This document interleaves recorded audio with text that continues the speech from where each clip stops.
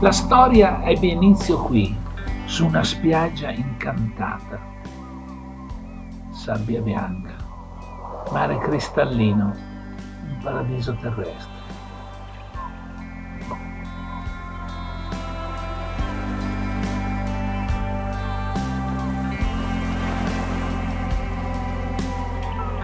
Lui era comodamente sdraiato sulla spiaggia e guardava il mare, quando improvvisamente entrò nel regno di Morfeo e incominciò a sognare.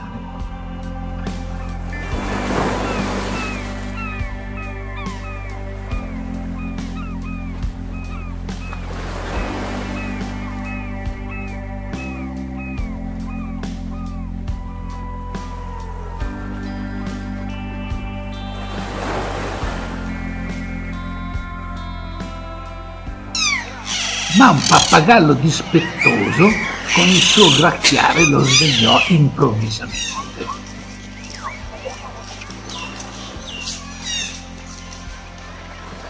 Ma quando si svegliò, la realtà fu più bella del sogno. Una bellissima ragazza remava sulla sua canoa davanti a lui. Pensò che stesse ancora sognando, ma poi si accorse che lei era vera ed avrebbe potuto baciarla ed accarezzarla. Aveva trovato un ponte per la felicità. Ma lei improvvisamente svanì e lui si disperò. Poi udì una voce dolcissima che lo rapì. Se mi cerchi e non mi trovi, cercami in un sogno. Quando pensi di aver perso l'amore, non seguire i percorsi della mente, ma ascolta il cuore come un gabbiano che vola libero nel cielo della vita. Lascialo andare e saprà condurre alla felicità. Ma anche lei lo cercava e voleva entrare nel suo cuore per non uscirne più. Lui chiuse gli occhi ed immaginò la ragazza della canoa sdraiata sulla spiaggia. Ma era lei, la ragazza del sogno. Poi si sdraiò accanto a lei. I suoi occhi si avvicinarono ai suoi. Erano magici. Vide una piccola lacrima e quando avvicinandosi lo sguardo si perse, sentì l'umido delle sue labbra sulle sue. Poi gli occhi si chiusero del tutto ed il tempo si fermò. Era nato un grande amore. Ma lei in realtà era svanita, ma parlava nella mente di lui. Se ami una persona, lasciala andare. Se torna da te, sarà tua per sempre. Gli sussurrò che il piacere sensuale passa e svanisce in un batter di ciglia. Ma l'amicizia fra due che si amano, la mutua fiducia, le gioie dell'amore e l'incanto dell'anima non muoiono e non potranno mai essere distrutte. Lei lo voleva per sempre e le sue parole la facevano rabbrividire e sognava. Ed i sogni sono come conchiglie che il mare ha depositato sulla riva. Bisogna raccoglierle ed ascoltare la loro voce. Quando ci si ama, ogni attimo trascorso insieme è positivo. È questo che bisogna pensare. Per rinascere bisogna avere vicino una persona che sappia comprendere i nostri stati d'animo, le nostre incertezze, le paure, i silenzi. Solo l'amore può avere queste qualità. E nessun amore è più vero di quello tenuto segreto in fondo al cuore, per paura che il vento lo porti via.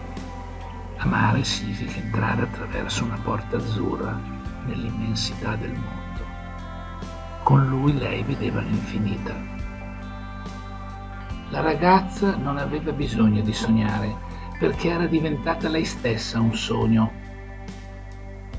E se avessero smarrito la strada, i due amanti, nel crepuscolo, se una mano avesse dovuto lasciare l'altra durante il cammino, lui l'avrebbe aspettata e se lui fosse rimasto indietro, lei avrebbe fatto altrettanto.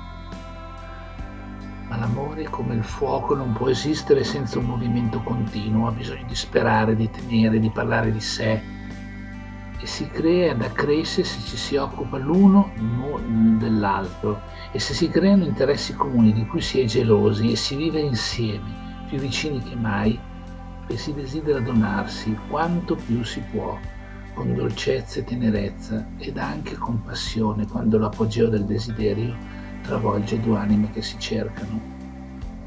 E lei lo desiderava intensamente. Prima o poi, se crediamo in noi, i desideri si avverano. Esistono delle forze sconosciute che attraggono i nostri sogni con i sottili fili del desiderio. Lei pensava a lui ed ai suoi baci, aveva voglia di lui. La sua mano accarezzava dolcemente il suo corpo, le dita sfioravano i seni delicati. Poi avrebbe voluto lui per sentirlo intensamente dentro di sé e raggiungere il suo piacere con il suo. Allora andò da una sua amica fata e prese oli profumati e morbide creme. La fata allora fece l'incantesimo e li fece incontrare nel mare. Si baciarono e sentirono il sapore del sale sulle loro labbra. Poi volarono, guidato dai pensieri positivi, e si unirono a lungo, provando tutte le più belle emozioni che neppure Afrodite ed Eros avrebbero potuto immaginare, e vissero insieme per lunghi anni.